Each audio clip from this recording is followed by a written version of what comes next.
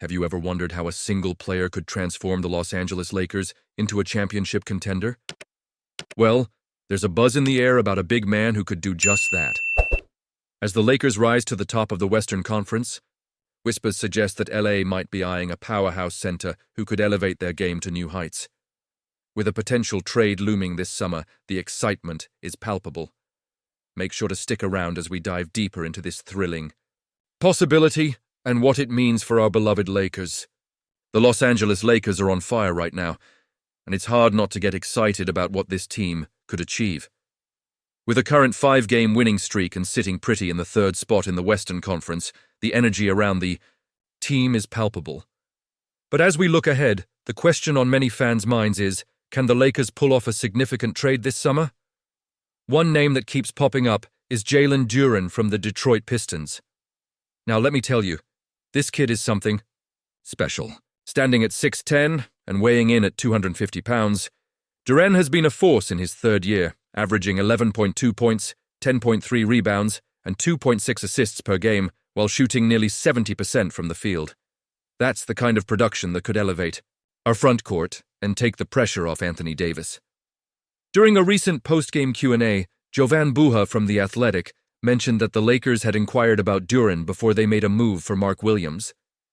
It's clear the front office is thinking ahead. But here's the kicker. Detroit might not be ready to let him go, especially with the way he's been performing. The Pistons are on a roll, having won 8 straight games before they face the Nuggets, and Duren has been a huge part of that success. Imagine Duren alongside LeBron James and Luka Doncic. That's a big who can protect the paint, rebound, and finish lobs from 2 of the best playmakers in the game. But with Duren's recent success, you have to wonder if Pistons president of basketball operations, Trajan Langdon, will even entertain trade talks. After all, Duren has become a cornerstone for Detroit's future, and they'd be reluctant to part with a player who has shown such promise at just 21 years old. Now, I know what you're thinking. If the Lakers want Duren, they need to make an offer that Detroit can't refuse. Rob Pelinka has proven to be shrewd in negotiations, so there's a possibility he could pull off something unexpected. But here's the dilemma. Are the Lakers willing to gamble on their future to bring in a player who is clearly becoming a key piece for another franchise? Honestly, I'm torn. On one hand, bringing in a young talent like Duren could solidify our front court for years to come. On the other, it's tough to give up assets when we've seen our roster start to gel. What makes this even more intriguing is that Duren is on a $9 million expiring contract and is eligible for an extension next season. This makes him an attractive target for teams looking to make a splash. The Lakers have the assets to make a compelling offer, but convincing Detroit to part ways with their budding star is another beast entirely. As fans, we have to weigh the pros and cons of such a move. Duren brings the physicality we need, but is he worth what it might cost us? Could a trade disrupt the chemistry we've built this season? These are the questions that keep me up at night. And let's not forget, the strategy of small ball that has been working effectively for us lately. Jackson Hayes has made strides since the trade deadline, and while he's been a solid contributor, is he the long-term solution next to LeBron and Doncic? Acquiring a true center like Duren could elevate our ceiling in the playoffs, but it's a delicate balance. So I turn it over to you, Lakers Nation. What do you think? Should we go all in on Duren, or should we stick with the roster we have and develop our current players? I want to hear your opinions down below. The Los Angeles Lakers have dodged a bullet with the injury update on Austin Reaves. After he went down with a calf issue during the first quarter of Friday's game against the Clippers, fans held their breath, fearing the worst. But as it turns out, the MRI revealed no severe damage. Reaves will be day-to-day, which is a huge relief for the team and us, the fans.